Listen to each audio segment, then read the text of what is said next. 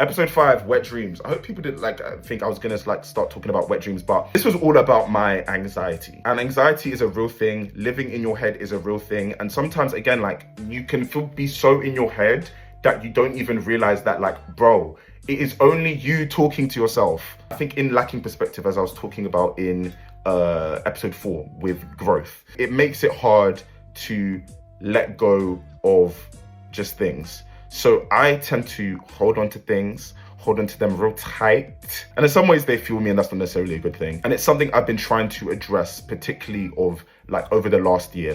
No, sort yourself out. Get your mind out the gutter. And this is when the series starts to get a whole lot creative. And I'm gonna explain it in this way. If you watch the end of episode 4, the episode actually ends with me. And this was me around the time I was going into year 6, year 7. So in ways, it feels like the childlike saint who was very creative and loved storytelling and all this whatnot. That's when he kind of started to emerge inside again and start to shape the direction of this series. I loved acting growing up. I got a 9 in GCSE drama, even though who cares, but no, pick up yourself. I was the lead in the school play at one point.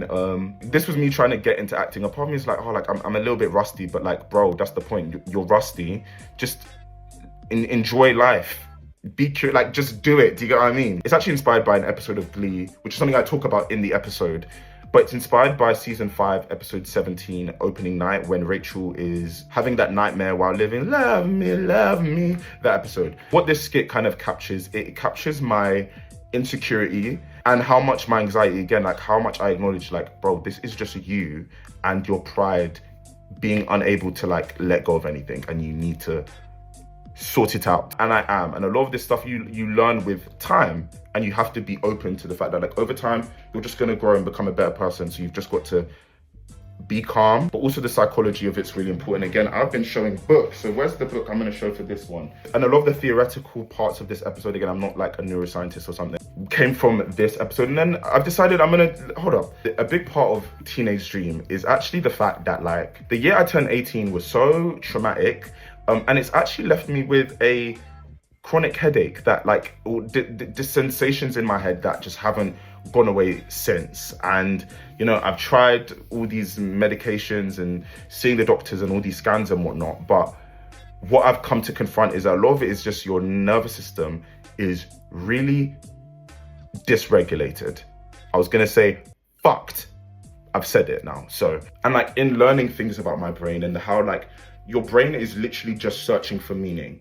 So if there's been so much of these things, and boy, the things that were going around, if there's all these things going on around you, your brain, all your brain's gonna and that's what this series really is. It's really that frustration of my brain. I'm trying to make sense. Why is this happening? Why, am I so angry? Why am I feeling sad? Why am I feeling grief about my teenage years? Why do I just feel like my life has been wasted? And I just had to step back and be you're looking for the wrong questions. You're trying to be stuck up here, but you're not thinking about your body. You are a human being, and there's a power of just being able to be present in your body, being able to still your mind, and not even just still your mind, but accept the fact that your brain is always gonna, because this brain is always cogging. When actually understanding my brain and myself, and a lot of it is just actually giving yourself the space to get to know yourself and learn new parts about yourself. My mind, with all the things that were going on, it was making me its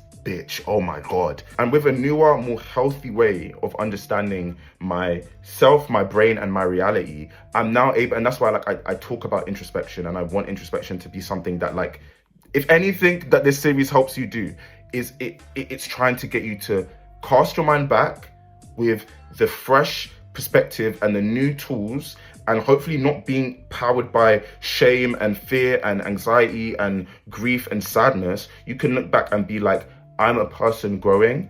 I'm going to have compassion for myself, and I'm going to have compassion to the person I was when I was 13, 14, 15, 16, 17, all of that. So yeah, I'm proud of this episode. And again, I low-key, I'm going to add to the little thing I said. I said sociology, history. I'm a psychologist too. Don't play.